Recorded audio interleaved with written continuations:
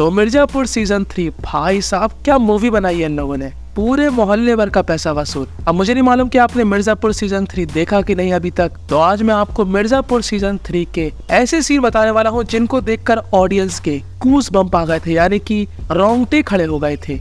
तो पहला सीन आता है 14 मिनट 18 सेकंड पर, जहाँ पर होती है हमारे गुड्डू भैया की एंट्री। जब ये वाला सीन आता है ना, तो हमको दिखाया जाता है कि गुड्डू भैया का इस जगह पर अब कितना रौला बढ़ चुका है, मतलब गुड्डू भैया से पुलिस भी डरती है। चलो अब आते हैं दूसरे सीन पर। तो गोलू गुप्ता कालीन भैया को ढूंढने के लिए किसी की हेल्प लेती है, पर वो जिस एरिया में घुस जाती है वो एरिया किसी और बंदे का होता है, यानी कि वहाँ का डॉन कोई और होता है। और जब उस व्यक्ति को मालूम चलता है कि गोलू गुप्ता यहाँ पर खुलेआम उसके एरिया में किसी को ढूंढ रही है, तो उसको काफी गुस्सा आता है कि पहले उससे क्यों परमिशन नहीं ली। और जो बंदा गोलू की हेल्प कर रहा था, गोलू के सामने ये अपने आदमी से उस बंदे की गर्दन कटवा देता है।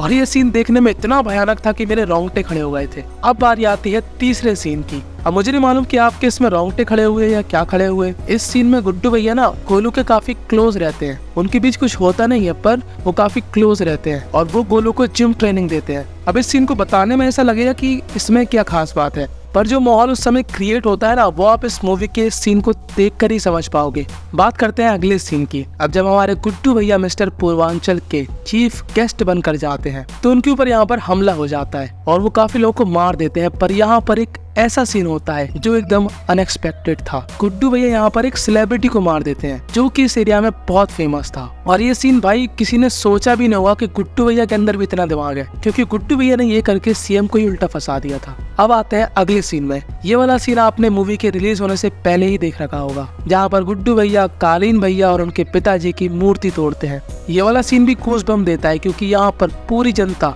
गुड्डू भैया के नारे लगा रही थी, जो कि गुड्डू हमेशा से चाहता था। अब आते हैं अगले सीन में, जिसकी टाइमिंग है 52 मिनट 43 सेकंड। यहाँ पर हमको दिखाए जाते हैं हमारे कालीन भैया, जो कि पहले बेहोश थे, पर इस मोमेंट में उनको होश आ जाता है। और ये वाला सीन भी गूस बम्प देने वाला था। अब ये तो मैं आपको थोड़े बहुत सीन बता रहा है जिसमें आपको लगेगा कि हाँ यार अनएक्सपेक्टेड था, एकदम चौंकाने वाला सीन था। अभी आगे कुछ ऐसे सीन आएंगे ना, तुम लोग कहोगे भाई साहब ये क्या दिखा दिया इन लोगों ने। अगले सीन पर आते हैं। ये सीन हुआ 2 मिनट 31 सेकंड में, जहाँ पर छोटे जो कि बड़े होने की एक्टिंग कर रहे हैं, वो गोलू गुप्ता को गोली मार देते हैं। और हमको क्या लगता है कि गोलू का यहाँ पर हो चुका है काम तमाम। अब बात करते हैं अगले सीन की। भाई साहब इस सीन ने ना भाई सच में पूरी तरीके से हिला के रख दिया था भाई मुझे। वो बंदा था ना जो डबल मीनिंग शायरी बोला करता था, जिसको हम लोग समझते थे कि भाई बंदा हरामी है पर है तो शायरी। पर जब इस बंदे ने लाला के ही गले को पेंसिल से घोंप डाला, उस वाले सीन ने हम सबको हिला डाला। किसी को भी उम्मीद नहीं थी कि ये बंदा ऐसा कुछ करेगा। खैर ये बंदा ये सब शरद के कहने पर करता है। बढ़ते हैं हमारे अगले सीन की तरफ। ये वाला सीन भी बड़ा खतरनाक था, जब यहाँ पर बैठक बिठाई जाती है और गुड्डू भैया और शरद के बीच में ये बात होती है कि उनकी लड़ाई की वजह से और लोगों को परेशानी ना हो। और यहाँ पर सब लोग एक दूसरे के लिए गिफ्ट लेकर आए थे, पर हमारे गुड्डू भाई साहब तो बचपन से चटके हुए। वो यहाँ पर पता गिफ्ट में क्या लाते हैं, शरद जिसके साथ बर्फी का बिजनेस किया करता था, उस बंदे की कटी हुई गर्दन। बढ़ते हैं अगले सीन की तरफ, जो होता है एपिसोड 7 में 49 मिनट 20 सेकंड पर, जहाँ पर हमको दिखाया जाता है कि छोटे ने गोलू गुप्ता को सच में गोली मार दी। इस वाले सीन ने मेरे को एकदम सरप्राइज कर दिया था कि यार छोटे के अंदर इतनी हिम्मत कहाँ से आ गई। खैर बढ़ते हैं अगले सीन की तरफ। ये सीन होता है एपिसोड 8 का 1 मिनट 35 सेकंड पर, जहाँ पर हम लोग क्या देखते हैं कि छोटे का हाथ जला हुआ है। अब आप लोग सोच रहे होंगे इस सीन में क्या खास बात है। आज छोटे वो कांड कर देता है जो कि वो कभी भी नहीं करना चाहता था। पहले सलोनी उसको चरम सुख देने की कोशिश करती है, पर छोटे ठहरा हमारा जेंटलमैन आदमी, वो कहता है सलोनी तुम नहीं, आज तुम्हारी पिच पर मैं बैटिंग करूंगा। तो उसके बाद यहाँ पर क्या होता है वो आपको इस मूवी के अंदर ही देखना पड़ेगा। बढ़ते हैं अगले सीन की तरफ। ये वाला सीन, अरे भगवान, इस वाले सीन ने इस मूवी के अंदर एक ऐसा मोमेंट क्रिएट कर दिया था कि हमको ऐसा लग रहा था कि अब गुड्डू भैया सबकी मदद देंगे, क्योंकि यहाँ पर होती है गोलू की जली हुई लाश, जिसको देखकर गुड्डू भैया के अंदर की सारी गुस्सा कंट्रोल से बाहर हो चुकी थी। ये एपिसोड होता है एपिसोड 8। इस सीन की टाइमिंग होती है 6 मिनट 27 सेकंड। और इसके बाद इसी ही एपिसोड में 7 मिनट 50 सेकंड पर एक और सीन आता है, जहाँ पर गुड्डू भैया गोलू के पिताजी से बात कर रहे होते हैं। और गोलू के पिताजी इतने दुख में थे कि वो अपने ही आप को शूट कर लेते हैं। ये वाला सीन भी एकदम अनएक्सपेक्टेड था। बढ़ते हैं अगले सीन की तरफ। अब गुड्डू भैया उम्मीद खो चुके थे क्योंकि अब उनको संभालने वाला कोई भी नहीं था। अब ये वाला सीन इसलिए अनएक्सपेक्टेड और गूज़बम्प देने वाला था क्योंकि यहाँ पर उसके पिताजी, जो कि हमेशा ईमानदारी का चोला पहनकर नाचते थे, वही गुड्डू से कहते हैं कि तू तो मार, तेरे मन में जो आ रहा है तू वो कर। क्योंकि यहाँ पर आकर मैं एक बात समझ चुका हूँ कि इस दुनिया में ईमानदार व्यक्ति होता है चूतिया, जो मैं बन चुका हूँ, और मैं ये नहीं चाहता कि तू भी वो बने। तेरा जो मन कर रहा है तू वो कर, बिंदास कर। बढ़ते हैं अगले सीन की तरफ। ये सीन होता है एपिसोड 8 में। टाइमिंग होती है 37 मिनट 27 सेकंड, जहाँ पर हमको क्या देखने को मिलता है कि छोटे भाई साहब ने गोलू को अभी भी नहीं मारा। पता नहीं भाई का कौन सा प्यार यहाँ पर उमड़ रहा है, भाई मारना ही नहीं चाहता गोलू को। अब ये वाला सीन इसीलिए चौंकाने वाला था क्योंकि हमको सच में ऐसा लग रहा था कि गोलू गुप्ता का निपटारा हो चुका है, और गोलू गुप्ता की डेथ की वजह से गुड्डू पंडित ने जो बवाल किया था और जो उसका नुकसान हुआ था वो तो आप जानते ही होंगे। अब इतने सारे कांड होने के बाद जब हमको फाइनली गोलू गुप्ता का चेहरा दिखाया जाता है तो ये वाला सीन भी गूज़बम्प देने वाला था।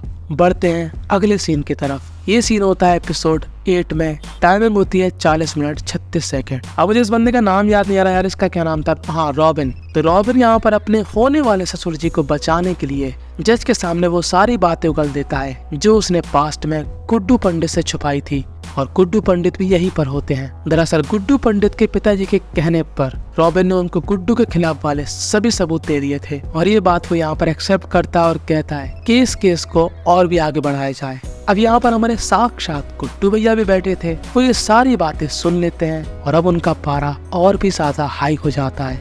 ये वाला सीन इसलिए गूज़बम्प देने वाला था क्योंकि यहाँ पर किसी को भी उम्मीद नहीं थी कि रॉबिन अपनी पूरी सच्चाई उगल देगा और गुड्डू नाम के यमराज को अपने घर में इनवाइट कर लेगा, क्योंकि अगले सीन में गुड्डू भैया आते हैं रॉबिन से मिलने।